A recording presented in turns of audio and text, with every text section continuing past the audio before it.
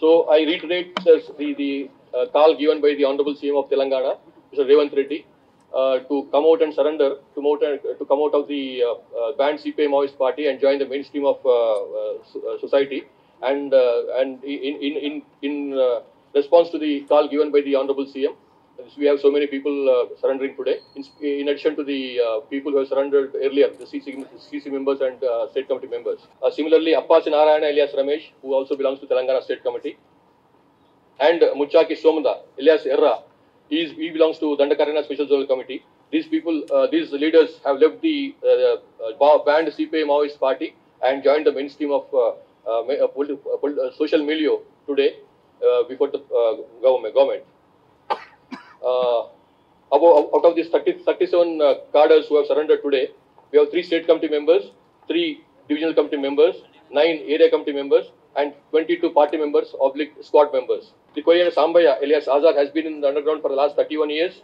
Appasi Narayana has been underground for the last 32 years. And Muchaki Somda has been underground for the past more than 20 years. A total award of 1 crore 41 lakhs and 5,000 rupees among them, with Koyana Sambaya and Appasi Narayana having a cash reward of 20 lakh rupees, which they will be given now.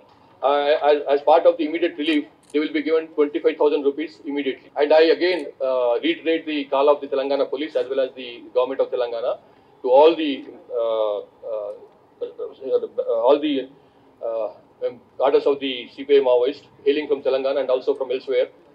We have 5 CC members still left in the CPI Maoist who hail from Telangana out of 9 cadres, 9 CC Central Committee members. I again call them to come out and join the mainstream of life. We have Kumpala Lakshman Rao alias Ganpati, who was the former General Secretary. We have Malla Rajireddy alias Sangram, who is a CC member and also PP member. We have Tikuri Tirupati alias Devji. We have Paka Hanumantu alias U.K. Ganesh. We have Pasnuri Narahari alias Vishwanath. These are the 5 Central Committee members hailing from Telangana. We again reiterate our call and call them to come out of the party and join the mainstream. ఇప్పుడున్నట్లాంటి పరిస్థితులలో comrade మా state కమిటీకి ఉన్నట్లాంటి comrades ఇప్పుడున్న పరిస్థితిని ఆలోచించి ఇటు government కావచ్చు, ఇటు department కావచ్చు, జనజీవన సారథిలో కలిసి పనిచేయాలని చెప్పి పిలుపునిస్తున్నది. ఆ పిలుపుకు అనుగుణంగా వస్తే బాగుంటుందని చెప్పి నేను కోరుతాను. మా స్టేట్ కమిటీ ఇన్ఛార్జి ఇప్పుడు దామోదరు, తర్వాత వెంకన్న ఉన్నాడు. వాళ్ళిద్దరూ ఇప్పుడు మా స్టేట్ కమిటీలో ముఖ్యంగా ఉన్నట్లాంటి వాళ్ళు కూడా ఆలోచించి జనజీవన స్రవంతిలోకి రావాలని చెప్పి కోరుకుంటున్నాం. పార్టీ చెప్పే వచ్చినాం మేము, మేము సరెండర్ పోతున్నాం అని చెప్పి వచ్చినాం. మేము ఇక్కడ వచ్చిన విషయం అంటే మేము ముఖ్యంగా ఇప్పుడు మారుతున్న పరిస్థితి అనుగుణంగా మేము అక్కడ ఉండి పని చేయడం మాకు కష్టము. దానివల్ల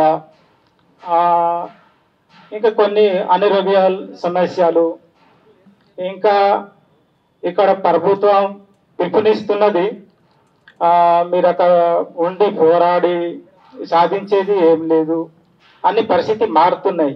ఈ పరిస్థితి మారుతున్న కాలంలో మీరు ఇక్కడ ప్రభుత్వం దగ్గర లుంగి ప్రజల్లో కలిసి పని చేయాలని పిలుపు కూడా చూసినాము. అవన్నీ చూసి మేము ఇక్కడ సరెండర్ కోసము వచ్చినాం.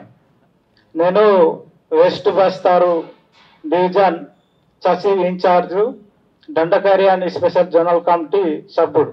ఒకవేళ ఇంకా కొంతమంది ఉన్నారు, వాళ్ళు కూడా వస్తే మంచిదే. ఇప్పుడు పిఎల్జే బటాలియన్ కమాండర్గా ఉన్న దేవాలు కానీ, ఇంకా విజ్జాలు, ఇంకా ఈ ఉద్దమ్ సింగ్ లాంటి ఉన్నారు కొంతమంది, వాళ్ళతో కొంత సభ్యులు కూడా ఉన్నారు.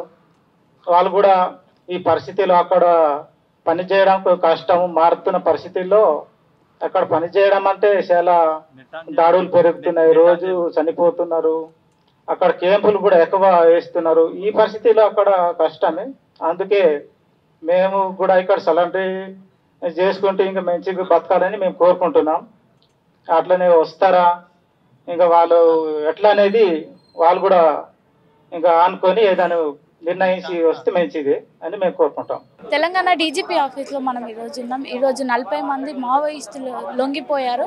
దీంట్లో దాదాపు మహిళలే ఉన్నారు. అయితే వాళ్ళ బుల్లెట్స్, వాళ్ళ గన్స్ అవన్నీ ఈరోజు స్వాధీనం చేసుకున్నారు. AK-47 ఇంకా 303 రైఫిల్స్ ఇట్లా అన్నీ స్వాధీనం చేసుకోవడం జరిగింది. అయితే మనం ఇక్కడ చూడొచ్చు, ఇక్కడ మన గన్స్ కూడా వాళ్ళు పెట్టి వీళ్ళు ఏమేమి స్వాధీనం చేసుకున్నారో, తెలంగాణ పోలీసులు ఏమేమి స్వాధీనం చేసుకున్నారో అవన్నీ పెట్టి చూపిస్తున్నారు. అయితే ప్రభుత్వం ఏం చెప్తుందంటే వీళ్ళే వచ్చి మేము జనంలో కలిసిపోదాం అనుకుంటున్నాం, ప్రజల్లో మేము బతుకుదాం అనుకుంటున్నాం అని చెప్పి వచ్చి కలిసిపోతున్నట్లు మనకు తెలుస్తుంది.